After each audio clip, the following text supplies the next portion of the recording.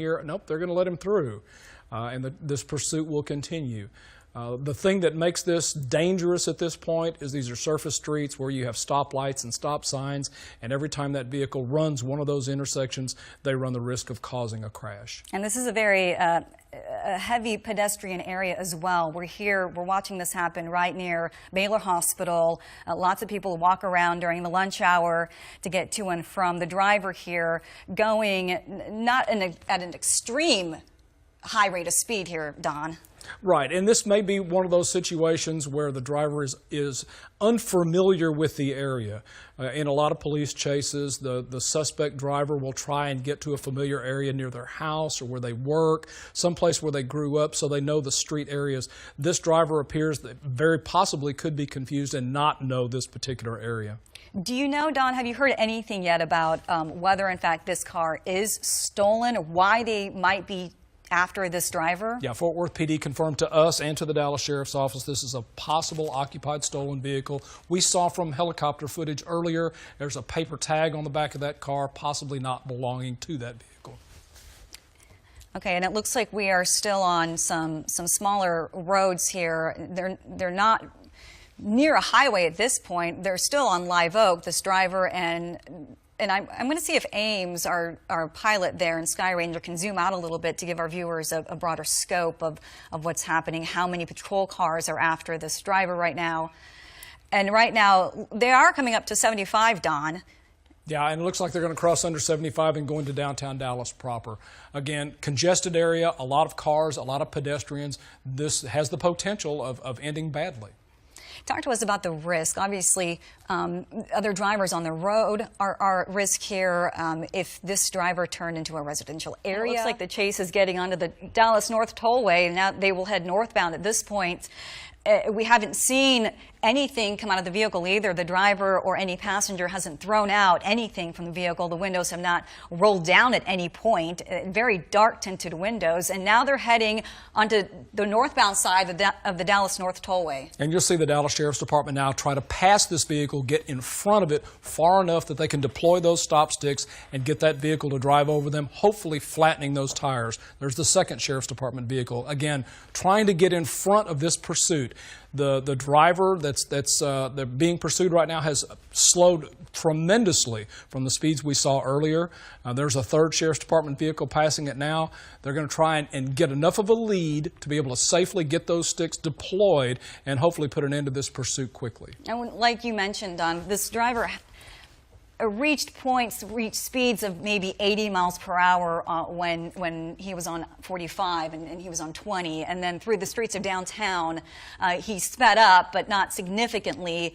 And as you point out here, this is not an extreme high-speed chase, but dangerous nonetheless. Oh, they're all dangerous. Every pursuit is dangerous. They all have the possibility of crashing into other vehicles or simply crashing into the squad cars themselves by slamming on the brakes or taking there's stop sticks deployed there.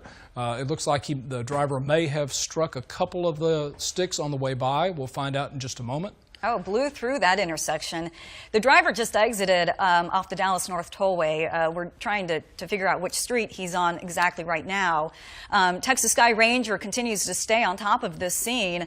We just saw law enforcement try to use stop sticks to stop the driver.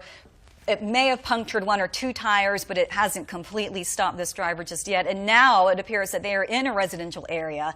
And this is dangerous, Don, in itself. Right, and the true danger starts again here in just a few minutes. If they did get those tires successfully spiked, you'll see the tires deflate. You'll see the driver lose traction, lose the ability to steer the vehicle, and hopefully will pull the vehicle over and surrender. That's the hopes of police after they spike those tires. Right now, we're not seeing any deflation from here. We do see that he did drive over the spikes. We just don't know how many tires were struck.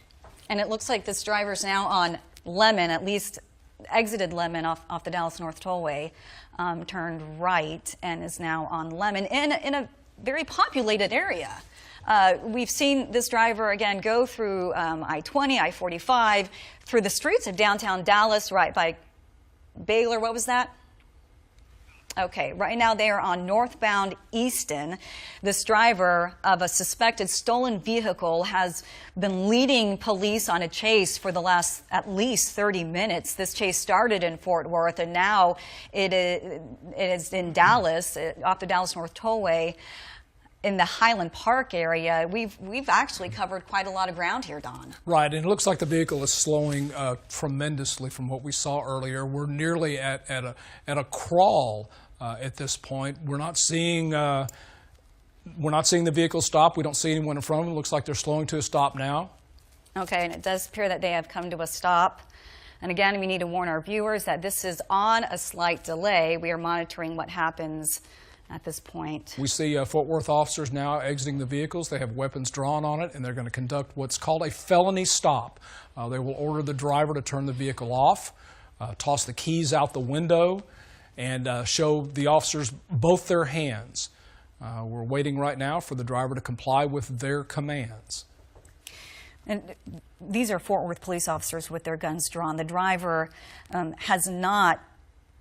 We've not seen the window roll down. It is kind of hard to tell with those wires in the way, but they are talking to him. They clearly have communication with him right now. And there the door opens. Driver has his hands up. They'll command him to step out. They'll command him to turn around. They want to see if there's any weapons involved and ask him to walk backward toward them. This is a very, very textbook felony stop. They're going to ask him to kneel down at some point. And the suspect, it appears, is in custody at this point. Now they're going to clear the vehicle to see if there are any other occupants inside. Again, with their guns drawn for safety. It appears the vehicle has been cleared and there was only one person aboard. Appears and that the driver's suspect's a in woman. custody. It looks like they have her in cuffs. They're going to... Okay. Well, this chase ended in the most peaceful way possible in Highland Park. And it looks like at this point they'll just assess what happened. Right. Book her, or whatnot. And we'll find out exactly what the charges are. Okay, well, we will follow this story and we will have the very latest for you coming up today on NBC5 News at 4.